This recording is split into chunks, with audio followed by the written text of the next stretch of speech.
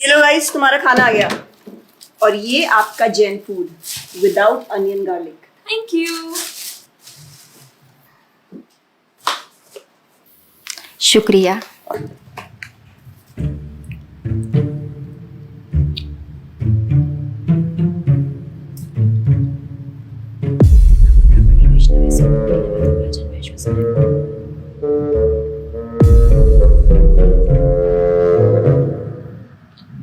Sorry guys, मुझे नहीं पता था कि तुम लोगों में ऐसा कुछ रिचुअल होता है। हाँ, प्रे तो करना चाहिए। हम हमेशा खाने से पहले अल्लाह ताला से प्रे करते हैं। यस, रिचुअल नहीं स्पिरिचुअल।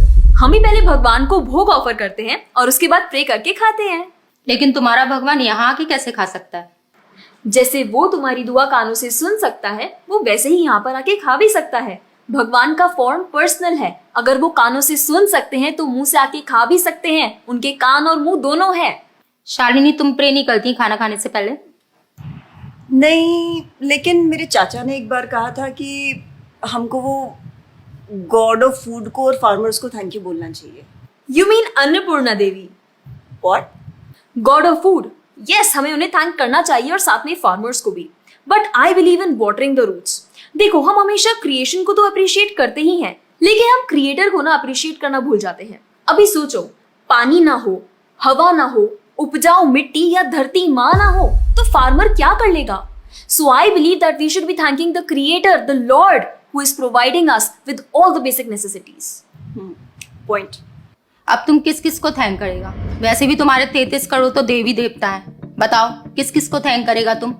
और शांडी, तुम बताओ, तुम किस गॉड को मानता है? मैं ऐसे किसी गॉड को नहीं मानती, लेकिन I think Shiva is a big god. See, I am very sorry, but आपने अपने वो बड़े भगवान का स्टोरी तो सुना होगा ना, जहां वो अपनी मरी हुई वाइफ को शोल्डर पर लेकर पूरे इंडिया का चक्कर लगा रहा है। अब तुम मुझे बताओ, जो गॉड अपनी वाइफ के मरने पे ऐसे कॉमन मैन की तरह रोता है, वो गॉड हो सकता है क्या?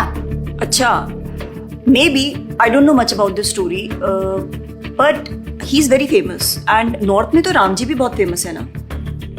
उनका स्टोरी तो तुमको पता होगा ना, सबको पता है। उनकी वाइफ को रावण ले गया था। हाँ, पता है।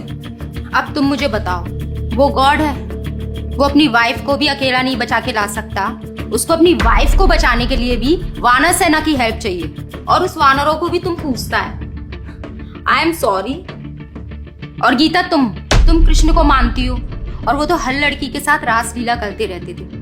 ऐसा कैसा कैरेक्टर है गॉड का जिसे हर लड़की से प्यार हो जाता है? और वो खुद डर के अपना जन्मस्थान छोड़कर चले गए थे। गॉड को कभी डर लगता है क्या? और जिसे खुद डर लग रहा है, वो तुम लोगों की हेल्प कैसे करेगा? शिट यार, this is so complicated and confusing. It is confusing because you are following the wrong path. It is very beautiful and sacred. I will show you the right path. Enough, Asifa. I know what you're trying to do. And Shalini, कुछ भी confusing नहीं है। You know what the problem is कि तुझे पता ही नहीं है, क्योंकि तूने आज तक शास्त्र ही नहीं पढ़े हैं। तो पता कैसे चलेगा कि क्या सही है और क्या गलत? जन्म कर्म च मे दिव्यम एवं योवेति तत्वतः त्यक्त्वा देहम पुनर्जन्म नैति मामेति सो अर्जुना। भगवान की लीलाओं को समझना इतना आसान नहीं है। उसके लिए शास्त्रों का अध्ययन करना पड़ता है, और वो भी एक प्रामाणिक गुरु के अंडर रह के, उनकी शरण लेके। अब अगर तुमने शास्त्र पढ़े होते तो तुमको ये पता होता कि शिव जी ने जो इमोशंस उसमें दिखाए थे वो शोक नहीं, विरह था। विरह विरह दोनों सेम नहीं होते क्या? Let's start from the basics. शोक इज मटेरियल एंड विरह इज स्पिरिचुअल। शोक ना दुख की अनुभूति कराता है, whereas जो विरह है उसमें जो सेपरेशन की फीलिंग होती है ना, वो सुख का अनुभव कराती है। भगवान भगवत गीता में ना शोक करने वाले व्यक्ति को मूर्ख बताते हैं। गतासुन अगतासुंश्च नानुशोचन्ति Pandita. A wise man never laments for the living nor for the dead. Bhagavad Gita chapter 2 text 11। अपनों की मौत पे आंसू बहाना शोक है, लेकिन वहीं रामायण देखते देखते जो आंसू निकले ना, वो विरह है, विरह। और ऐसे विरह से हमारा भगवान के प्रति प्रेम बढ़ता है। तो जिस तरह से शिव जी ने विरह को दिखाया था, उसी तरह राम जी भी सीता मैया के जाने के बाद विरह में भटकते हुए रो रहे थे। और यही नहीं, सीता देवी इतनी प्योर है ना कि उन्हें राम जी के अलावा कोई टच भी नहीं कर सकता था। रावण जिनको लेके गया था वो छाया सीता देवी थी। असली सीता देवी तो अग्नि में समा गई थी और वो अग्नि परीक्षा के वक्त बाहर आई थी। और आसिफा तू क्या बोल रही थी? भगवान राम को अपनी पत्नी को बचाने के लिए वानरों की मदद लेनी पड़ी थी। I mean God is all powerful, right? हाँ, आई मीन वो अकेले भी तो मार सकते थे ना। यार शालिनी, अगर तूने कभी रामायण पढ़ी होती तो तुझे पता होता जब खर और दूषण आए थे अपने 15,000 ऐसे दानवों के साथ जो इंसान को खा जाते थे, उन सब के साथ राम जी ने अकेले बिना किसी की हेल्प के उन सब के चिथड़े उड़ा दिए थे। अब ऐसे राम के लिए रावण को मारना मुश्किल है क्या? हाँ, लेकिन बाद में वानरों की हेल्प क्यों ली? उनको अपनी सेवा में लगाने के लिए, उनकी ग्लोरीज बढ़ाने के लिए। अरे उन्होंने तो एक छोटी सी गिलहरी तक को अपनी सेवा में लगा लिया था। What? कभी पढ़ा हो तो पता हो ना। खैर, और हम हनुमान जी की पूजा इसीलिए करते हैं क्योंकि भगवान तक पहुंचने का रास्ता उनके भक्तों की सेवा है। जब भगवान देखते हैं कि मेरे भक्तों का गुणगान हो रहा है या कोई सेवा कर रहा है तो वो बहुत खुश होते हैं। जैसे मैं तेरी मॉम के सामने अगर तेरी तारीफ करूं तो वो खुश होती है ना। पॉइंट। इसी तरह भगवान हमसे खुश होते हैं जब हम उनके भक्तों की सेवा करते हैं, पूजा करते हैं। और रही बात 33 करोड़ देवी देवता की, आसिफा तू मुझे ये बता, what is your favourite genre in movies? Psychological thriller. और शालिनी तेरी? Romantic and comedy. एग्जैक्टली। जैसे हर किसी का अपने नेचर के अकॉर्डिंग फेवरेट जॉनर होता है, वैसे ही भगवान ने हर किसी के नेचर के अकॉर्डिंग व्यक्ति के लिए उसके नेचर के अनुसार वेद और पुराण दिए हैं। और उन्हीं पुराणों को फॉलो करके लोग अपनी देवी देवता की तरफ अट्रैक्ट होते हैं। और ये सभी देवी देवता भगवान की ही सेवा कर रहे हैं। जैसे रोशनी के देवता सूर्यदेव, हवा के देवता वायुदेव, बारिश के देवता इंद्रदेव। जैसे एक सरकार चलाने के लिए इतनी सारी पोजीशंस होती हैं, वैसे ही इस पूरे ब्रह्मांड को चलाने के लिए अलग अलग देवी देवताओं की जरूरत पड़ती है। तो मतलब वो अपनी पोजीशन का मिसयूज करेंगे, किसी भी लड़की के साथ कुछ भी करेंगे, रास लीला करेंगे। Stop it Asifa, now you are crossing the line. तुझे पता ही क्या है कृष्ण के बारे में? जो लोग बोलते हैं कि कृष्ण करे तो रास लीला है, हम करे तो कैरेक्टर ढीला है, उनको बोलो पहले भागवतम पढ़ लें। ठीक रास लीला से पहले भगवान ने गोवर्धन उठाया था। उनको बोलो पहले जाके गोवर्धन पर्वत उठाए। पैदा होते ही पूतना को मारा था, बच्चे से एक मच्छर नहीं मारा जाता। When he was crawling, मुख में ब्रह्मांड दिखा दिया था। तू अपने मुंह में अपना ये हॉस्टल ही दिखा दे आसिफा। क्या तुम जानते हो द्वारका में भगवान श्री कृष्ण की 16,108 रानियां थी और सबके अलग अलग महल थे और हर एक महल में श्री कृष्ण सबके साथ होते थे एक ही समय पर। रोज सारी रानियां कृष्ण से खुश थीं और उन सब की जरूरतें कृष्णा पूरी करते थे। क्या किसी नॉर्मल से इंसान के लिए ये सब संभव है? आज के टाइम पे तो एक ही नहीं संभलती, लेकिन उस टाइम सारी रानियां एक दूसरे के साथ खुश थीं और उन्हें खुश कृष्ण रखते थे। क्यों? क्योंकि वो भगवान है।